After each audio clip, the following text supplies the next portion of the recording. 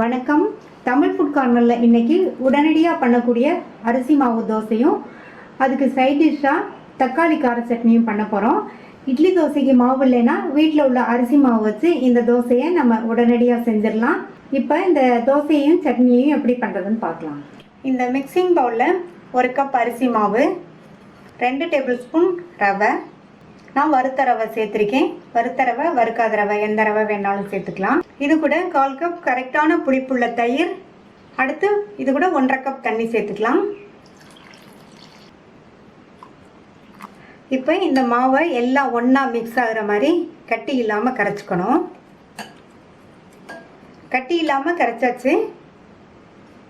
இப்போ மூடி வச்சிடலாம். மாவு 20 நிமிஷம் ஊறட்டும். இந்த இன்ஸ்டன்ட் தோசைக்கு காம்பினேஷனாக ஒரு சட்னி அரைச்சிடலாம். நான் வந்து தக்காளி கார சட்னி அரைக்க போகிறேன்.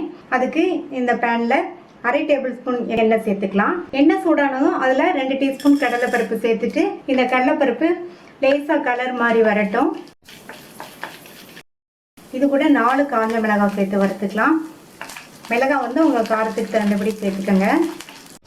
மிளகாவும் கருகிராமல் வறுபட்டுருச்சு, பருப்பும் நல்லா வறுபட்டுருச்சு. இது கூட 4-5 சின்ன வெங்காயம், 4 பூண்டு, இது ரெண்டையும் வதக்கிட்டு அடுத்து இது கூட 2 மீடியம் சைஸ் கட் பண்ண தக்காளி, ஒரு சின்ன துண்டு புளி, இப்போ எல்லாத்தையும் சேர்த்து வதக்கிக்கலாம். தக்காளி வந்து நல்லா வதங்கி வரணும். தக்காளி வதங்கிட்டு இருக்கும்போதே சட்னிக்கு தேவையான அளவு உப்பையும் இப்பையே சேர்த்து வதக்கிக்கலாம். எல்லாமே நல்லா வதங்கிடுச்சு. இதை இறக்கி வச்சு ஆற விட்டுறலாம். இப்போ வதக்கி வச்சது நல்லா ஆறிடுச்சு. இந்த மிக்ஸி ஜாரில் சேர்த்துடலாம். இதில் கொஞ்சமாக மட்டும் தண்ணி சேர்த்து அரைச்சிக்கலாம். தக்காளி இருக்கிறதுனால தண்ணி அதிகமாக தேவைப்படாது. அரைச்ச சட்னியை இந்த கிண்ணத்துக்கு மாற்றிட்டு தாளிப்பு போட்டுடலாம். தாளிப்பு போடுறதுக்கு 1/2 டேபிள் ஸ்பூன் எண்ணெய், 1/2 டீஸ்பூன் கடுகு, 1/2 டீஸ்பூன் உளுந்து, 2 பிஞ்ச் பெருங்காய பவுடர், கொஞ்சமாக கறிவேப்பிலை போட்டு தாளிச்சிருக்கேன். தாளிப்பை இந்த சட்னியில் சேர்த்துடலாம். 20 நிமிஷம் ஆச்சு. மாவு நல்லா ஊறிடுச்சு. நம்ம சேர்த்த ரவையும் நல்லா ஊறிடுச்சு. இந்த மாவு கூட 2 டேபிள் ஸ்பூன் பொடியாக கட் பண்ண வெங்காயம், ஒரு கட் பண்ண பச்சை மிளகாய், 1 டீஸ்பூன் பொடியாக கட் பண்ண இஞ்சி, அப்புறமா கொஞ்சமாக கறிவேப்பிலை, கொத்தமல்லி இலை, இது ரெண்டையுமே நல்லா பொடியாக கட் பண்ணிக்கணும்.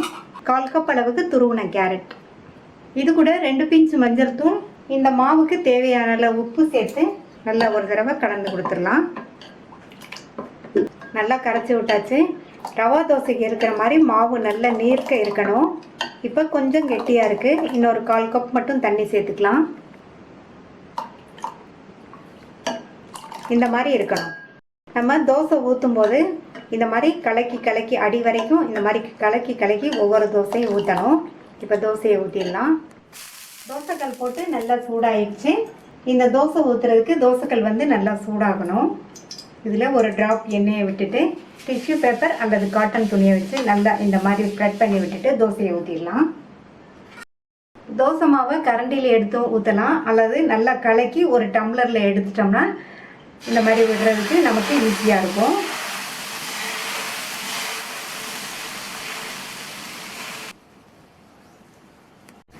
இந்த தோசை வெந்து எடுக்கும்போது ஃப்ளேம் வந்து ஹைலேயே தான் இருக்கணும். தோசையை சுற்றியும் தோசை மேலேயும் அங்கங்கே இந்த மாதிரி எண்ணெய் விட்டுக்கலாம்.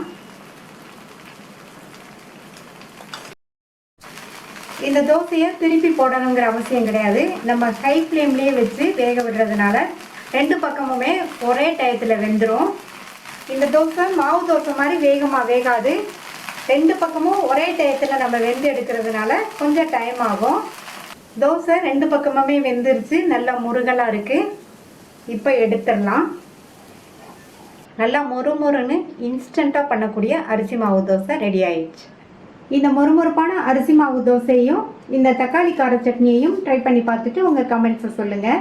இது வரைக்கும் தமிழ் ஃபுட் கார்னர் சேனலை சப்ஸ்கிரைப் பண்ணாதவங்க சப்ஸ்கிரைப் பண்ணிவிட்டு பக்கத்தில் உள்ள பெல் பட்டனை கிளிக் பண்ணிக்கோங்க. தேங்க்யூ.